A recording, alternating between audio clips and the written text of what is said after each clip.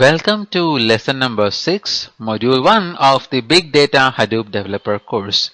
So in this particular lesson, we will be introducing Hadoop. So before we proceed with the lesson, let's have a recap of the previous lesson. So in the previous lesson, we have seen what is real-time and batch processing and terminologies such as scale up, scale out, OLAP, and OLTP. So in this particular session, we will be covering the limitations of the existing RDBMS systems and introducing Hadoop.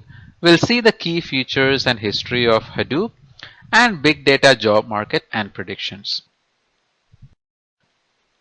So we have traditional systems and new systems.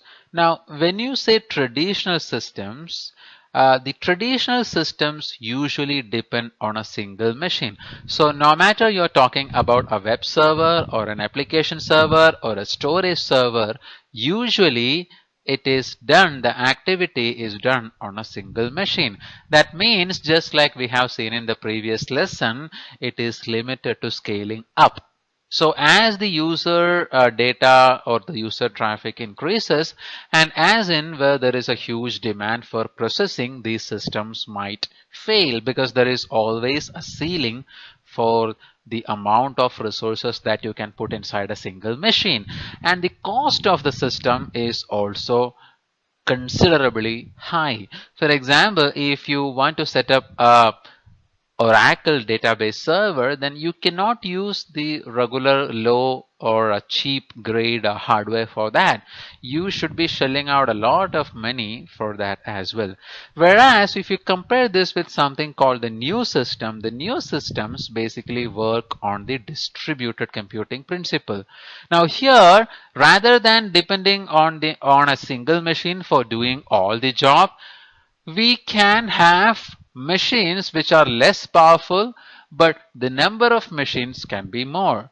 So rather than depending on a single machine for doing the job, we can have maybe 3 machines or 5 machines which can split the task and work for us. Now the advantage of this particular strategy in the new machines is that you are practically no longer limited by scalability. You can expand to as many machines as you want to accommodate the changes that you need. So let's have a look at what exactly is Hadoop. Now Apache Hadoop is an open source framework which we use for storing and processing big data. Now the Hadoop is a framework which is originally developed by two folks called Mike Cafrilla and Doug Cutting, and later on adopted as an Apache open source project. Now, when I say Apache Hadoop is open source, you are free to download and use it, and also the source code is available so that you can modify that if you want. Now, the Hadoop also allows distributed storage and distributed processing of large data sets across clusters of commodity computers using a simple programming model. Now, what does that exactly mean? Hadoop allows you to store the data and process the data inside the same cluster. So whenever we think about big data, the biggest problems are where you will store it and how do you process it. Now Hadoop gives you a single shot solution wherein the same cluster can be used for raw storage and processing as well. Now the key point that you have to note down here is that commodity computers. Now commodity computers means low and cheap servers. For example, entry-level servers. If you look at any traditional solution for storing and analyzing data, such as Oracle, Teradata, Exadata, or any sort of databases or lab machines, they all require high-end servers to be part of the hardware. Now Hadoop doesn't mandate that you should be using a really costly machine to set up your cluster.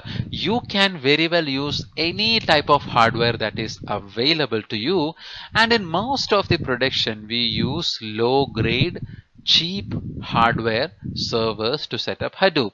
Now this is the biggest advantage of Hadoop, since the cost of the hardware can be considerably saved by doing this. Let's have a look at some of the key features of Hadoop. So first of all, it is based on the master-slave architecture. So it is neither grid computing or massive parallel processing. It is nor one-to-one or peer-to-peer processing. This is based on the best of both worlds, that is called the master-slave architecture, where you have a dedicated node for controlling the slave nodes, and it is designed for massive scale, in the sense like practically you can have unlimited number of machines inside a Hadoop cluster. High availability and fault tolerance are built into Hadoop. Now you might be wondering, if I have, for example, hundreds of servers in my Hadoop cluster, and if I am using the commodity hardware machines which are very cheap, then at some point of time they are expected to fail and give me problem. Now Hadoop has built-in operations to prevent this, such as it enables replication to give you fault tolerance and high availability. We will have a look at this in the upcoming lessons. And there is low software and hardware cost for Hadoop, and the storage and processing is distributed, and there is no license cost, supported by a very large developer community. So here we can have a look at some of the big names in the industry who are using Hadoop, such as Tesco, IBM, Cisco, Dell, LinkedIn, Hortonworks, and Microsoft itself. Now, there are a lot of questions about Hadoop, and one such question that we used to get is that, is this technology here to stay, or is it something which is going to lose the interest over a period of time? Now, this is a technology which is going to stay here. The reason behind that is that since Hadoop is an open source project, most of these companies have invested a lot of money and manpower incorporating latest features into the upcoming version of Hadoop. So that means Hadoop is not designed by a set of people or a company. It is designed by the top level companies in the entire world by putting their effort, manpower, and suggestions. And year by year, these contributions from different players in the industry gets increased.